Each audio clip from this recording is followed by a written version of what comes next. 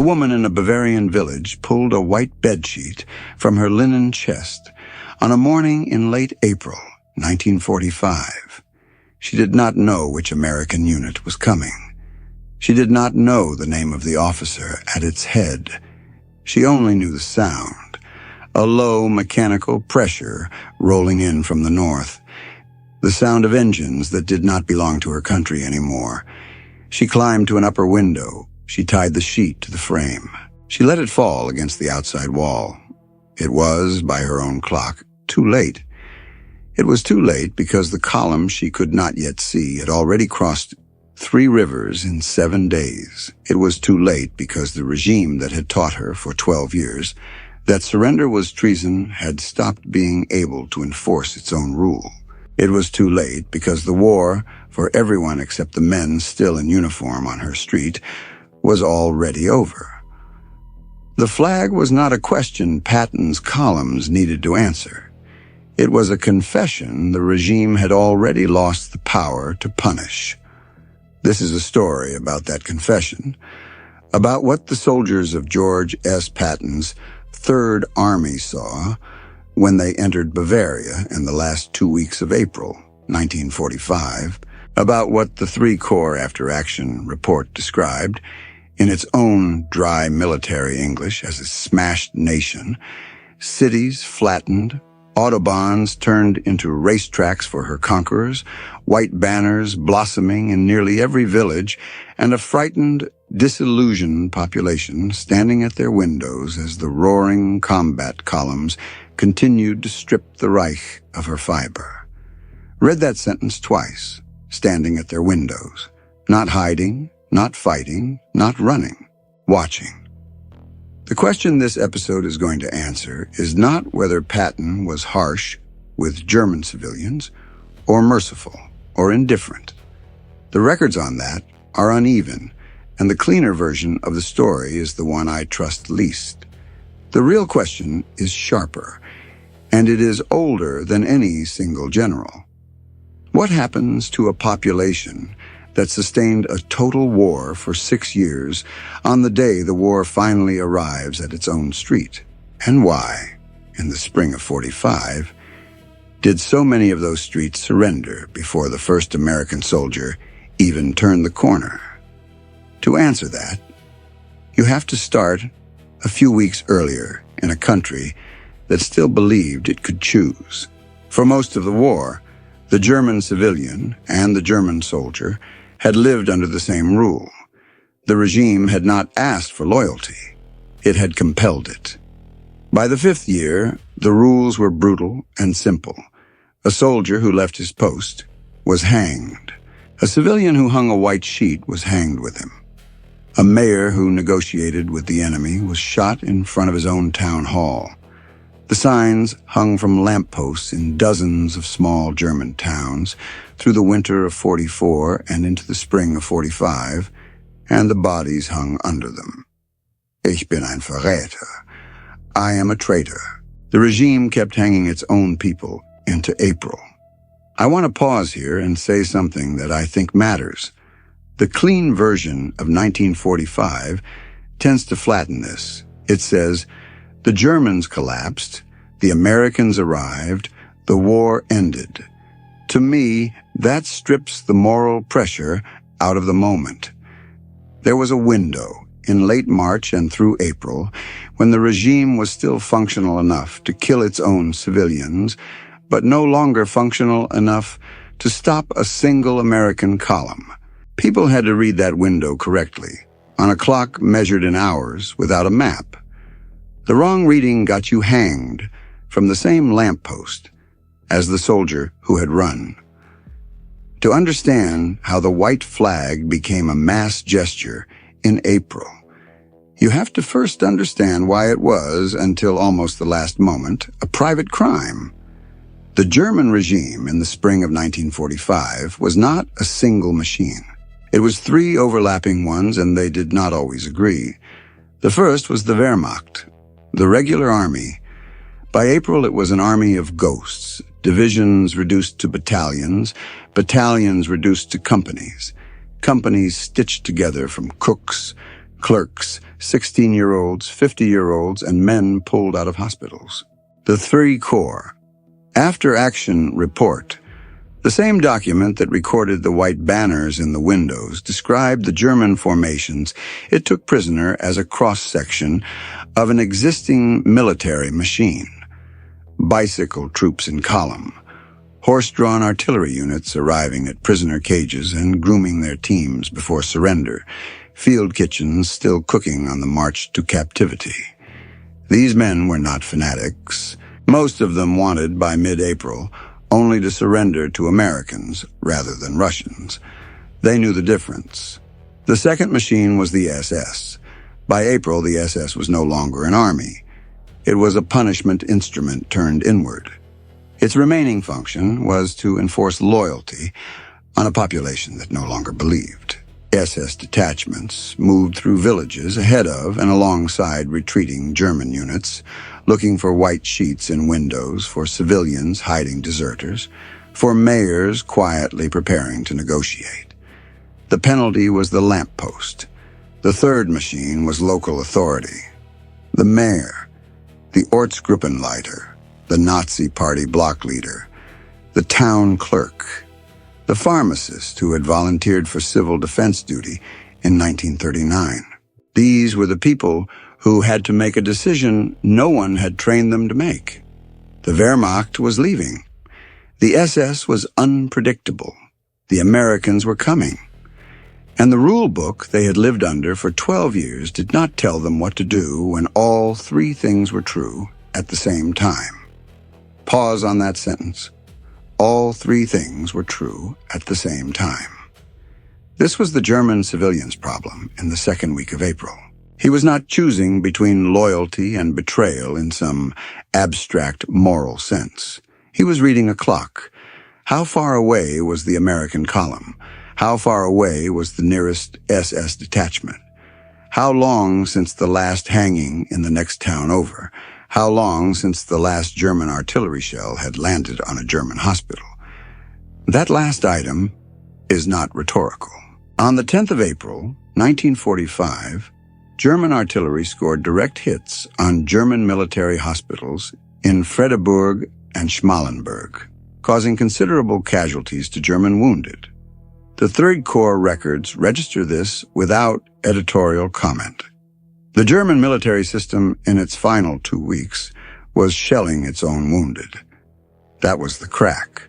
Not a single moment, a pattern that the population could read. If the regime was now killing its own soldiers in their hospital beds, the regime had stopped being a regime in any sense the civilian had understood. It had become something else, a reflex without a brain. A hand that was still capable of striking, but no longer connected to anything that could be obeyed or appealed to.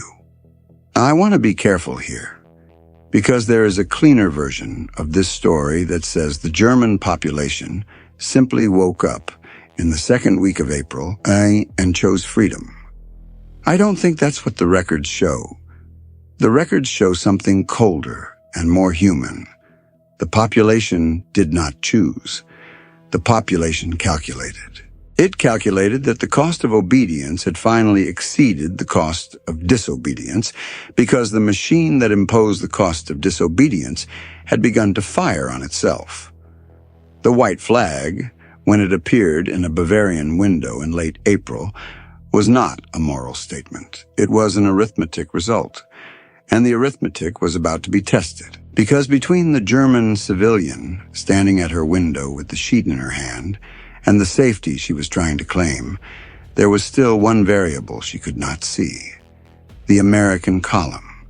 Who they were, how fast they were moving, and what they had been ordered to do when they arrived.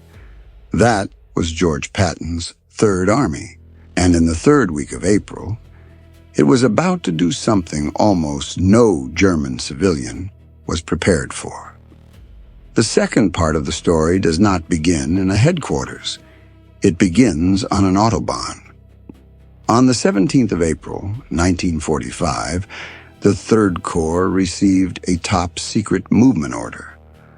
The Corps had spent the previous 2 weeks grinding down the Ruhr pocket in the north, where more than 300,000 German troops had been encircled.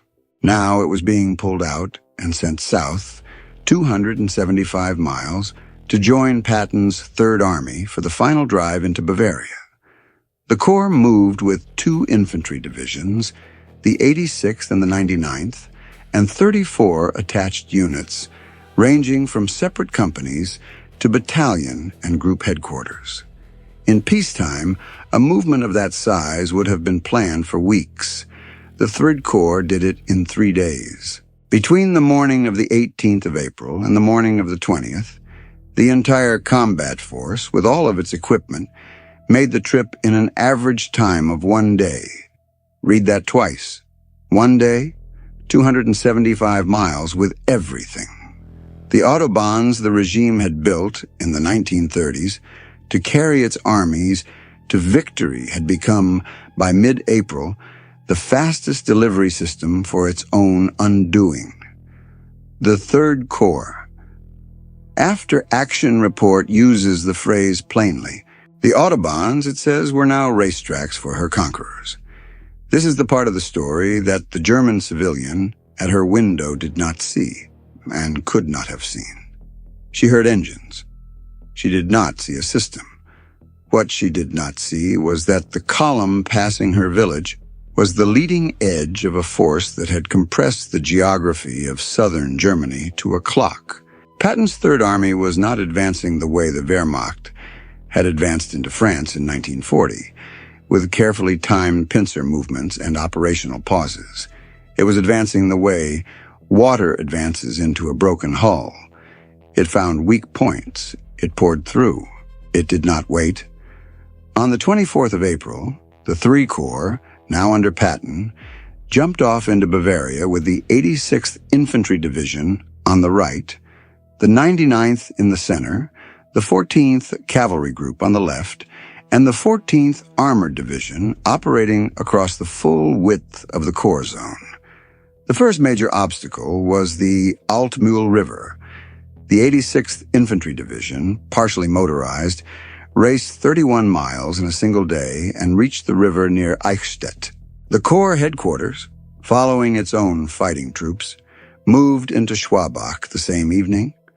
Think about what that number means for the German civilian on the ground. 31 miles in 1 day for a partially motorized American infantry division in April 1945 meant that a village which had heard the column was coming at breakfast might have American soldiers in its main square by late afternoon. The decision window for the woman with the bedsheet was not days. It was not even hours in many cases. It was the span between when she first heard the engines and when she could no longer pretend she had not heard them. The American column itself, from the perspective of the man inside it, was almost mechanical. The Third Army did not stop to consolidate. It bypassed strong points. It left mopping up to the infantry following the armor. The Third Corps. After action. Report describes the second day of the Bavarian attack, the 25th of April, in language that is almost flat. All major elements of the Corps crossed the river and slashed from 5 to 12 miles beyond it, in a headlong rush to the Danube, the Blue Danube. The Eichstätt crossing on the morning of the 25th, the release of more than 3,000 Allied prisoners of war that day. The 86th Division forcing a Danube crossing at Ingolstadt on the 26th, the leading American tank reaching for a Danube bridge intact, only to see it blow up in its face. That last image is the one I keep coming back to. A German engineer detachment somewhere on the Danube detonates a bridge under the lead American tank.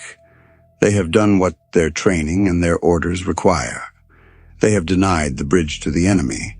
They have, in the doctrine they were taught, slowed the advance. They have, in actual operational terms, slowed nothing. Because the American column does not pause. It crosses somewhere else the next day.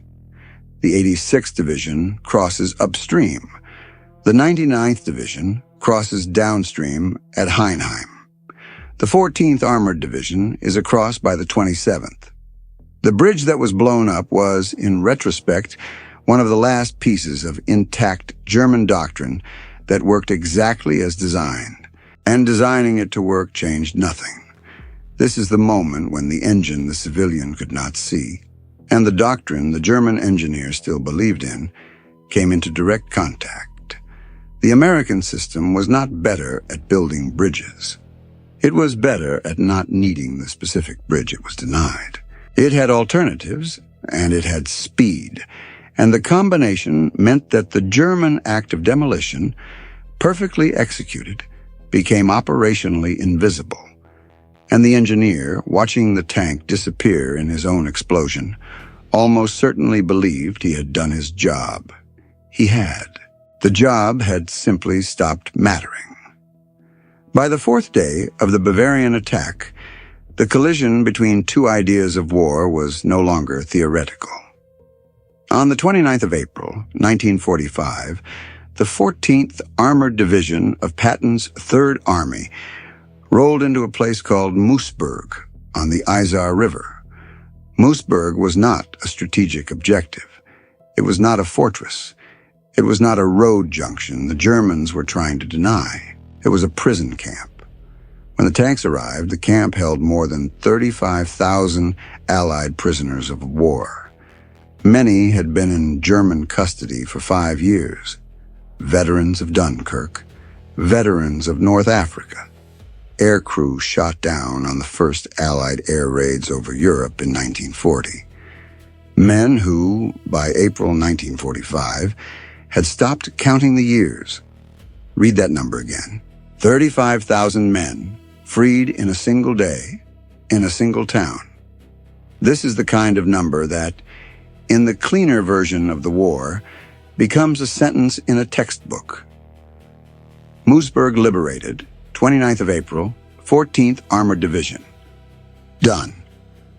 But the operational meaning of that number is not in the liberation. It is in what it forces you to understand about the state of the German system. A regime that can still hang its own deserters in town squares in mid-April, but cannot, 2 weeks later, prevent a single American armored division from rolling into one of its largest prison facilities and freeing 35,000 men, is not a regime collapsing in some general sense. It is a regime whose enforcement reach has shrunk faster than its capacity to threaten. The lamppost in the small village still works. The barbed wire around 35,000 prisoners does not. The German reaction, in the records, is the loud silence of an army that has stopped being able to react. The 3 Corps, After Action Report, summarizing the last days of April, puts it plainly. The war was almost over. Organized resistance by the Germans as a whole ceased during the month. The end had been inevitable since the crossing of the Rhine. It was clearly now at hand.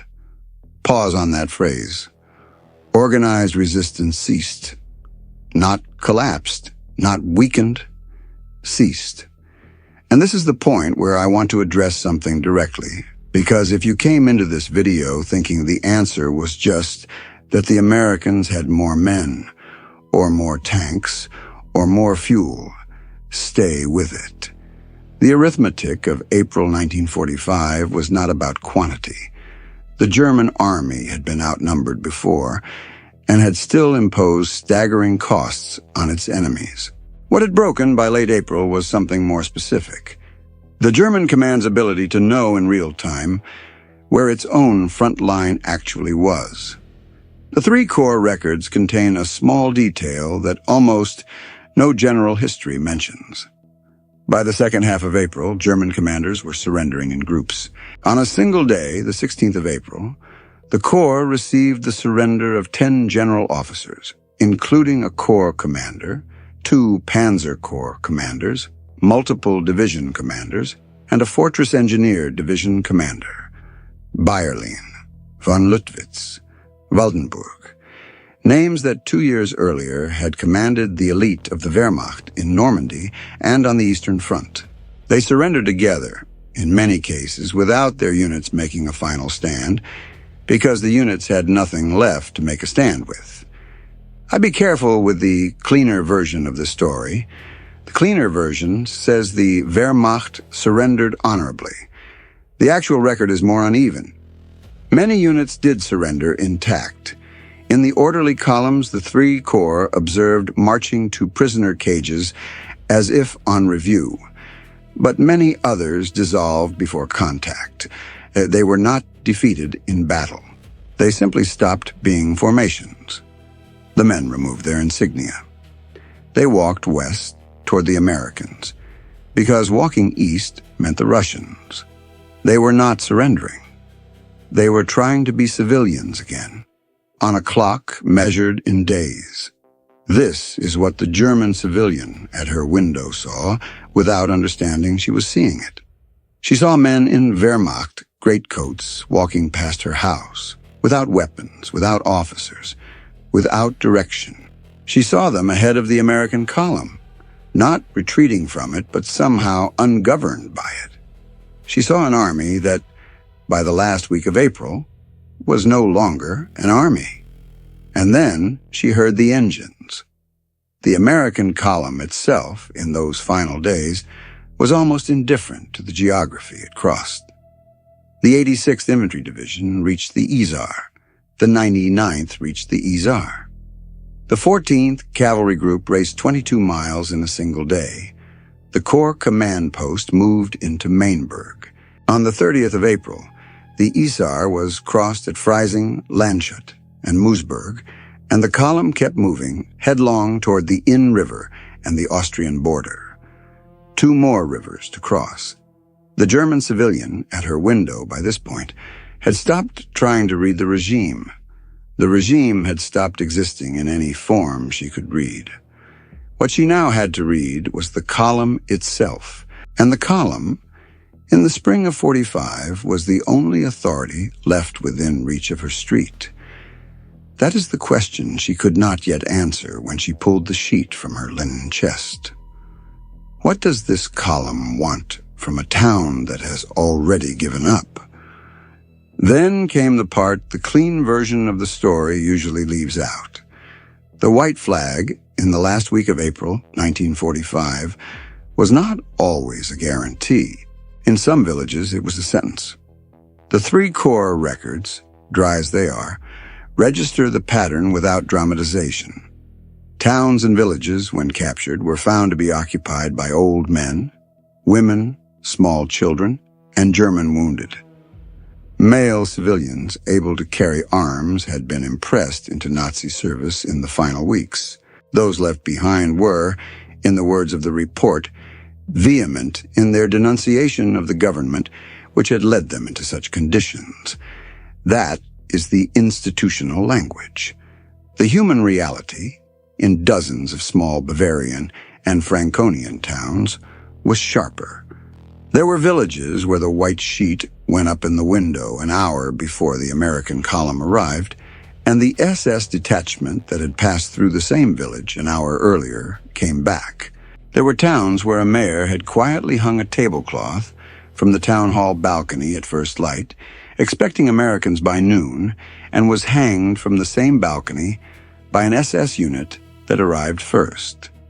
There were streets where the column, when it did finally turn the corner, found bodies hanging from lampposts with the standard placard. Ich bin ein Verräter. I am a traitor. The bodies were sometimes still warm. I want to pause here, because this is the part of the story that the romantic version cannot hold. The cleaner narrative says that the German civilian, in late April, made a choice. She chose surrender. She chose life over loyalty. She chose the future over the regime. To me, that strips out everything that actually made the choice cost something. She did not choose between regime and freedom. She chose, in many cases, between 2 ways of being killed. The American column might or might not be merciful. The SS detachment might or might not still be in the woods behind her house. The shell that landed on the German hospital in Friedeburg or on the German hospital in Schmallenberg, or on any one of a dozen other small medical facilities in the final weeks, had been fired by a German battery operating under standing orders that no one had thought to rescind. The system was not just executing deserters, it was firing on its own wounded. The civilian who put up the white flag was making a bet, in real time, on whether the system would still find her in the time it had left. Some of those bets lost. And this is where I have to be honest with the record. Because the records on what happened in those final days are uneven. There are documented cases. The killings of civilians who displayed white flags in Penzberg, in Brettheim, in the village of Göttingen, in a string of small towns whose names did not make it into the general histories. These were not battlefield casualties. They were executions, carried out by SS detachments or by Volkssturm officers acting on standing orders, on civilians whose only crime was reading the clock a few hours wrong. I think this matters, because the American column did not arrive in a clean country. The Third Corps After Action report describes the Three Corps moving into the area of occupation in early May around Erlangen and immediately beginning the work of military government. Protection of installations, communication centers, bridges, factories, warehouses, railroads, working with military government authorities to facilitate the resumption of essential civilian activities. Processing prisoners of war. The dry list of tasks tells you what the American soldier actually found when he stopped moving. He found a country in which the regime had stopped governing, but had not stopped killing. He found villages where the bodies of the war's last victims were not always soldiers, and were not always in uniform. There is no glory in this part of the story. There is something else. There is the small, unglamorous work of a column that, having moved 275 miles in 3 days and crossed 3 rivers in 7, now had to slow down and become something other than a column. It had to become an authority. It had to cut down the bodies. It had to feed the prisoners. It had to find the SS units that had not yet surrendered and force them to. It had to decide, town by town, which mayor was a survivor and which was a war criminal, and most of those decisions had to be made in the first hour. The American soldier of late April 1945 was not arriving at a victory. He was arriving at a problem that no training manual had quite described. A country whose government had stopped functioning before its army had finished losing. A population that had begun to surrender before the front had finished collapsing.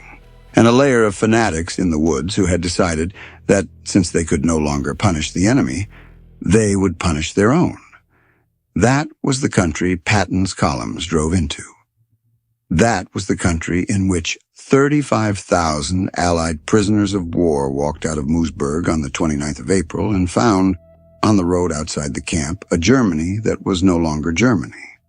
And it is in that gap between the regime that had ended and the order that had not yet begun that the question of what Patton did and did not do when civilians raised white flags too late finally becomes possible to answer. And that is where the verdict becomes unavoidable. The question the title of this episode asked was what Patton did when German civilians raised white flags too late. The honest answer, the one the records actually support, is that he did almost nothing the cleaner version of the story expects him to have done. He did not pause his columns to negotiate with mayors. He did not stop to receive surrenders from individual villages. He did not turn his army into an instrument of civilian punishment, and he did not turn it into an instrument of civilian mercy either. The Third Army, in the last 2 weeks of April 1945, kept moving. It crossed the Altmühl on the 24th, the Danube on the 26th, the Isar on the 30th, and it was reaching for the Inn River and the Austrian border when the 12th Army Group communique summarizing the campaign, declared that organized German resistance had ceased. What Patton did, when civilians raised white flags too late, was move past them. The flags were not, for the column, the operational event. The operational event was the river, the bridge, the Autobahn intersection, the fuel point, the prisoner cage that had to be set up at the next town, the 35,000 Allied prisoners waiting at Moosburg, the 10 German generals who had to be processed in a single afternoon, the civilian at her window with her bedsheet tied to the frame was, to the column rolling past her street, a piece of confirmed information, not a target, not a problem, a signal that this particular village was not going to require ammunition. For me, this is where the story stops being about a man and becomes about a system. The clean version wants Patton to have done something, to have spoken, to have given an order, to have made a gesture, harsh or merciful, that the camera could focus on. The records show something colder. The Third Army, in those last 2 weeks, was no longer making moral decisions at the level of the white flag in the window. It had delegated those decisions downward, to the captain in the lead tank and the lieutenant at the road junction, and the sergeant pulling sentries off a damaged bridge. The Army's job was to keep moving. The moral arithmetic of the village was someone else's, and it was conducted, in most cases, in the time it took the column to clear the main street. This is, I think, the truth the romantic version cannot hold. It is also the truth the cruel version cannot hold. The German civilian at her window in late April in 1945 was not saved by Patton's mercy, and she was not endangered by his harshness. She was, in the strict operational sense, beneath his notice. She had become, by raising the sheet, a fact rather than a question. The regime that would have punished her had collapsed. The army that would have liberated her had places to be. That gap between the regime that had ended and the order that had not yet begun was the most dangerous interval of her war. It was the interval in which the SS detachment in the woods still had time to come back. It was the interval in which the artillery battery on the next ridge had not yet been told that the war was over. It was the interval that killed people in Penzberg, in Brettheim, in Göttingen, and in villages whose names did not survive into the general histories. And here is the part of the record I keep coming back to. The 12th Army Group communique, summing up April 1945, used a phrase that I think contains the entire moral weight of the moment. The inner fortress is now being destroyed. The Nazi redoubt, the mythical last stand in the Alps that the regime had promised its own people would hold for years, was, by the last day of April, an item being checked off in an Allied staff report. It had not been defeated in battle. It had not even been seriously contested. It had simply ceased to exist, because the country that was supposed to defend it had stopped being the country the regime had built. The white flag in the Bavarian window was the small, private confirmation of that fact. The 35,000 prisoners walking out of Moosburg were the large public one. The 10 generals surrendering on the 16th of April were the institutional one. The German artillery shells falling on the German hospital at Friedeburg 10 days earlier were the first one. Each was the same fact, viewed from a different position in the collapsing machine. The fact was this. By April 1945, the regime that had ruled Germany for 12 years had become a hand without a brain. It could still strike. It could still hang. It could still execute its own civilians for the wrong reading of the clock, but it could no longer command, in any sense the word had meant in 1939 or in 1941. It had been reduced in its final weeks to the cruelty of a reflex, and the column rolling past the window did not have to defeat that reflex. It only had to outlast it. The woman with the bed sheet, leaning back from the upper window after she tied it to the frame, would not have known any of this. She would only have known that the engines were closer now, and that the SS detachment that had passed through her village 2 days earlier had not, by some grace she did not understand, come back. She would have known that her son, if he was a soldier, was probably walking west somewhere. She would have known that her husband, if he was alive, was probably doing the same.